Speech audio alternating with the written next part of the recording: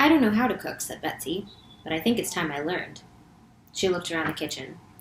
Do you know what I'd like to cook first? She asked. What? Asked Tacy and Tib.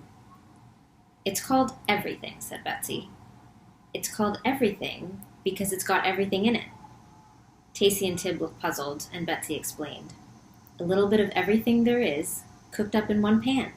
I think it would be delicious. I think it would be queer, said Tib.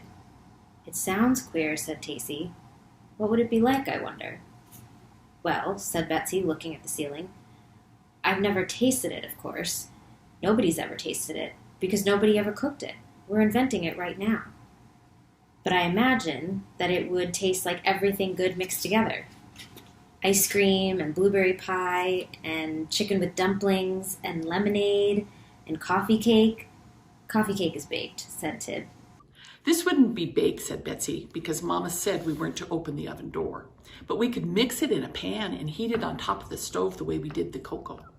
Tacy's blue eyes were sparkling. Why don't we, she asked. Let's, said Betsy. Betsy got out a frying pan, the biggest one she could find. Now we mustn't put in much of any one thing, she warned, or else there won't be room. For we're going to put in some of everything, absolutely everything there is. What should we put in first, she asked. She had never cooked before and she didn't know how to begin. Bacon grease would be good, answered Tib. Lots of things begin with bacon grease. Bacon grease, then, Betsy said. Tib went to the icebox and got a spoonful of bacon grease. It melted in the pan. Betsy added some sugar and Tacy poured in milk. They stirred it together well. Then Tib brought an egg and boldly broke it. Betsy and Tacy stared with admiration as it sloshed into the pan. Tacy put in flour and Betsy got some raisins. Beside the big can of flour stood the cans of coffee and tea. Coffee ought to be boiled in a pot, objected Tib.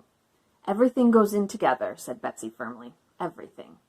So coffee and tea were dumped into the pan. Here's tapioca, cried Tacy from the cupboard. Fine, put it in, cried Betsy. And cornstarch, put it in. And gelatin. Gelatin's good, said Tacy. This is going to be good, too. You bet, said Betsy, stirring. It doesn't look good yet, said Tib. I believe it needs some soda. So she put in some soda. Tacy put in salt, and Tib put in pepper, and Betsy put in red pepper. I didn't know molasses was so sticky, said Tacy, pouring. Betsy poured in vinegar, and Tacy poured in olive oil. Tib added mustard, and they stirred again. Tib was enjoying herself now. She was up on a chair poking into the upper shelves. Here's coconut. That's good. Hand it down, said Tacy. And chocolate and cocoa. Chocolate and cocoa, said Betsy, is just what this needs. They added butter and lard and an onion. My mother says an onion improves everything, said Betsy as she tossed it in. At last Tib said, now it's time for flavoring, because we've put in everything there is, and flavoring always comes at the end. What kind shall we use? Why, every kind, said Betsy. Every kind there is. But Betsy, nobody uses more than one kind of flavoring. Nobody ever made this recipe before, said Betsy. What's the name of it? Asked Tib. Oh, its name is, let's see, said Betsy.